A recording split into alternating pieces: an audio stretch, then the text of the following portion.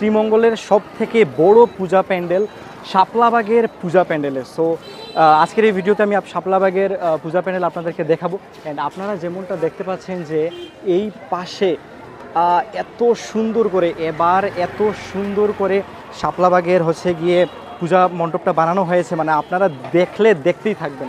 মানে প্রথমে আপনারা দেখেন এটা গিয়ে গেটটা, এটা চারিপাশে গিয়ে বাঁশ দিয়ে মানে এগুলোর গিয়ে ডেকোরেশন করা হয়েছে। আর এখানে গিয়ে মহাদেব, আর এই যে সাদাটা দেখতে পাচ্ছেন এটা গিয়ে রাতের বেলা লাইটিং দেওয়া হয়। অ্যান্ড গাইস চলুন ভিতরে যাওয়া যাক।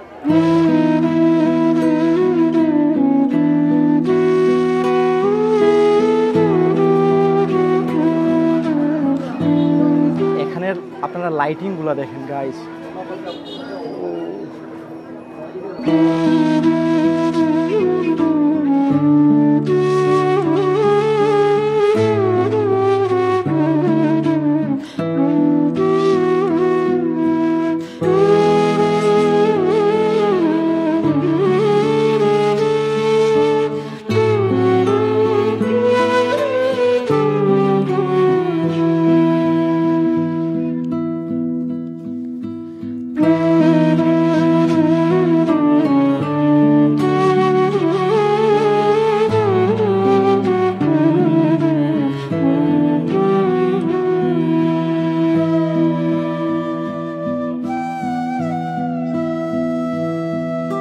এবার কত সুন্দর করে ডেকোরেশন করা হয়েছে। এই পাশে গিয়ে মহাদেব,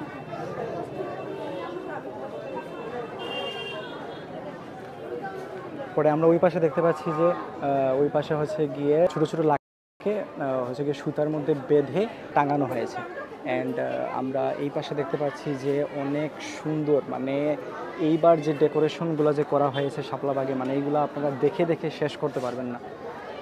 এই পাশে একরকম ডেকোরেশন, দেন এই পাশে আরেক রকম ডেকোরেশন, অ্যান্ড ফাইনালি আপনারা মূর্তিটা দেখেন।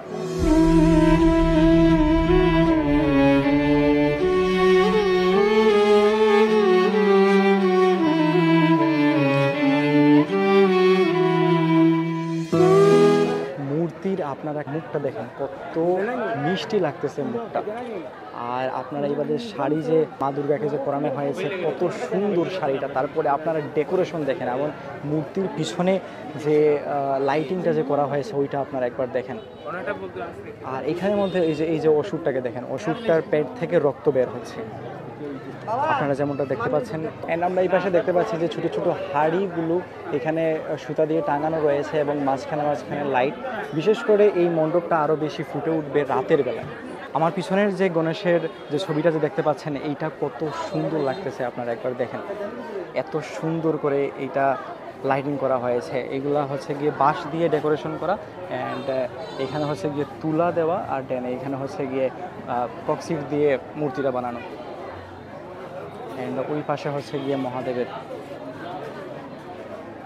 অ্যান্ড এই পাশটাতে দেখতে পাচ্ছেন, এই পাশে গিয়ে সাংস্কৃতিক অনুষ্ঠান হয়। অ্যান্ড এই পাশে আমরা দেখতে পাচ্ছি যে খিচুড়ি বিতরণ করা হচ্ছে।